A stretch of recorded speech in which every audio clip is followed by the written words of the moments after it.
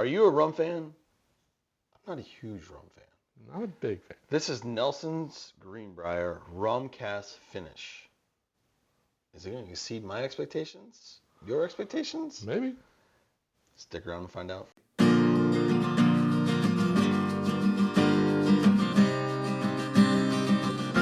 Welcome back to Exploring Whiskey, and we're going to stick with the Nelson Brothers theme. That's right. So we're going to move on to, well, another one that kind of missed. I don't know, like might have missed a meeting or something. I'm not sure, but Nelson's Brother Rum Cask Finish. So this is one of their distillery series that came out, I don't know, earlier this year. It wasn't... It might have been May or June. I'm not really sure. No, I remember getting the email about it, but I don't feel like it was an event. It was just like you could pre-order it or something. Pre-order it and go ahead and get it. All right, so Nelson's Brothers. Apparently this was a distillery back in the we'll call it mid 1800s.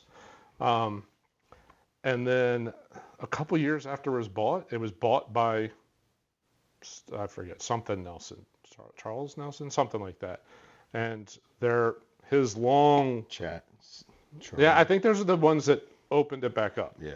Well, it was under the Bellmead label. It did the Bellmead label when they first launched out, but they switched it to the Nelson Brothers label, I think it was 22. So, Nelson's Brothers Rum Cask. So it's take their Nelson's Brother bourbon, and then they finish it in select rum casks, and these were the casks that had the weird like zebra stripes, right? Wasn't that the rum casks? I think so. So something about the sugar interacting with the barrels, the outside gets like this weird like zebra stripe pattern thing going on. So that was kind of cool looking. Just over 101 proof. And I don't remember what their mash bill is. They don't really share it very much, but I know when we went there, they told us what the mash bill was, but I don't remember off the top of my head. You can smell the rum. It's like you just opened a bottle of rum. Yeah, and it's a very sugary rum. It is a sweeter rum. There's no question about that. The sweetness does just kind of fly through, but very rummy. Yeah, very true. So now this is what you use to make a tiki drink, if it wasn't so expensive. Oh, I like the finish. The cherry. See, I like it as like sugar cane. Oh, it's very, very yeah, there's sugary. a little fruit note. That's way at the end though. Yeah. But it's like sugar cane, proofed up sugar cane. I get like the aftertaste for me is kind of like a cherry cola. Okay. That sweetness of the cola. Syrupy, kind of sugary. Yes. Yeah. And then the cherry. Okay. I enjoy the palate and the aftertaste. The nose. Way more. The nose is... It doesn't smell like whiskey. It's like you just open a bottle of Captain Morgan's and pour it in a glass. I don't get the spicy note, but I get more like Bacardi. Yes. I get more Bacardi notes. Unfortunately, the price of this one's $125. Yeah. So it's not going to be one that you really want to blend into a cocktail, but it would really work in a cocktail. Mm-hmm. I could see this like something with some the orgeat and the... or like a little pineapple juice. Pineapple juice, the falernum, kind of, that'd be really good. You can make a daiquiri with it. Kind of, Instead of using rum. Instead of using rum. Yeah, but you can go back to it. It's still Bacardi. Boy, that second sip, you called that. That is cola syrup. That is pure cola syrup. It's thick, it's viscous, It's like just syrupy sweet. All right, let's see what water does. Yeah, I don't know. I'm not sure where this is going to go with a little bit of water. And I think they do the distillery release ones when they're experimenting, or they can't do a lot of them. So those kind of it's the smaller batch, or okay, we want to do a small experiment, see how it sells locally, and if it does sell, then they'll put a standard label. Like their standard label, it's not handwritten on the label. That actually smells better with water. Yeah. It's not just Bacardi. Yeah, right. There's the sweet is whiskey more balanced. Notes. Yeah, there's some whiskey notes that are coming through. Maybe like a sweet wood, sweet tobacco type mixture. I get a spice though. If you nose all the way down, I agree. There is a little bit of spice popping through.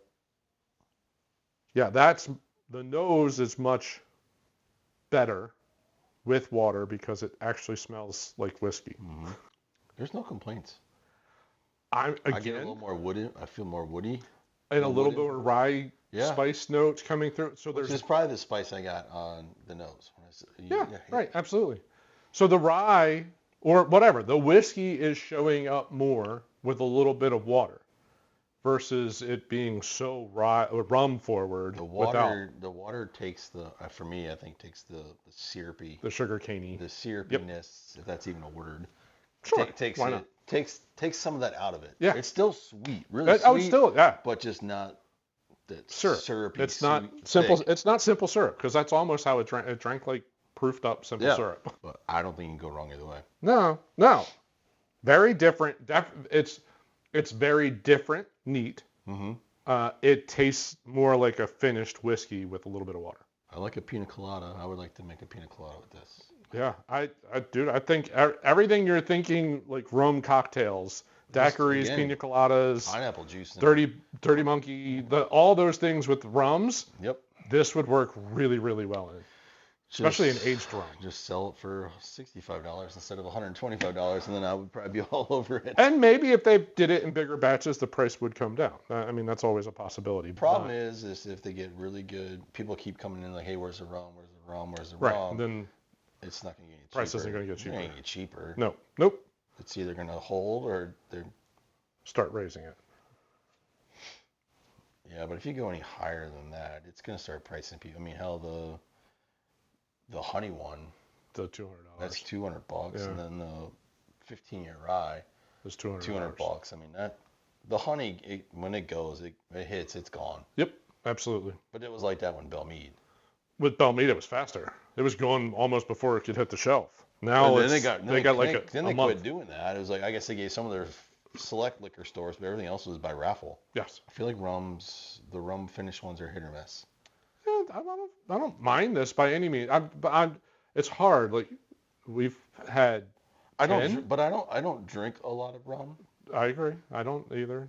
If we go to an island or something, a tiki restaurant in East Nashville, you get those. But no offense, but unless Adam's making it, I'm probably not drinking rum. It's a good point. No real complaints on my end with this bottle. No complaints. Other than the price. Yeah, it's just I'm trying to rank it in all of their finished whiskeys. It's not towards the top of my list. It's probably mid to mid to mid bottom area. But it is one of the more expensive ones. A lot of them are 100-ish, 90-ish. I still like their honey and their sherry. Absolutely. Well, the honey is 200 and the sherry is only 80. So the sherry's really good though. Sherry is really good. Agreed. So on a price, when you weigh in the price, it's probably in the lower third. And when you start finishing it, there's the manual labor component. Manual labor, buying the barrel, reassembling the barrel, the spillage, the waste that happens and all that. Oh, remember they store all their barrels upright. Yes, they do. And then they do a vacuum. But the bunghole is not. That was on top. It is on top. Yeah. And it's not oak, which is okay. They don't have to use oak because doesn't actually touch the whiskey. Right. Because they store the barrel upright. Right. But yeah, and then they basically like vacuum suck it out. Yeah. Well, they're getting every drop out. Yes, yeah, which is good. Yep. I don't have an issue with that. Well, we're gonna put a bow on this episode. Yeah, man. It's a solid bottle. Again, we went through this the last episode. If you're passing through Nashville or you live here, this is definitely a place to stop. Absolutely. You could spend an hour, 2 hours walking it, taking a flight, having lunch. Yeah. Like it's a great little spot in downtown Nashville. Yeah. To swing. And if you want to, then you can go to the other end and you can hit Corsair. That's right.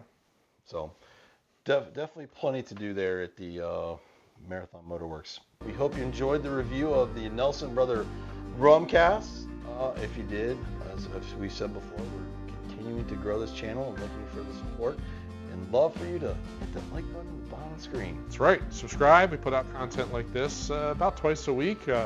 Reviewing whiskeys, making cocktails, doing blinds, anything and everything around the world of whiskey. And then right up here, I'm going to link the playlist of all the different Nelson Brothers that we've reviewed. We've been following them for a couple of years now, and have I've got quite a few of the bottles. a lot of different whiskeys that we've reviewed and tasted. And if you're interested in checking out one of those, link right there. Drop us a line of your favorite rum finished. Ooh, yes, that'd be interesting. Who else is doing rum finish that ends up being really plays really well? Yep. Because sometimes it doesn't. True. So, all right, well, we look forward to hearing from you, and we'll see you on the next episode. Thanks for watching. Cheers.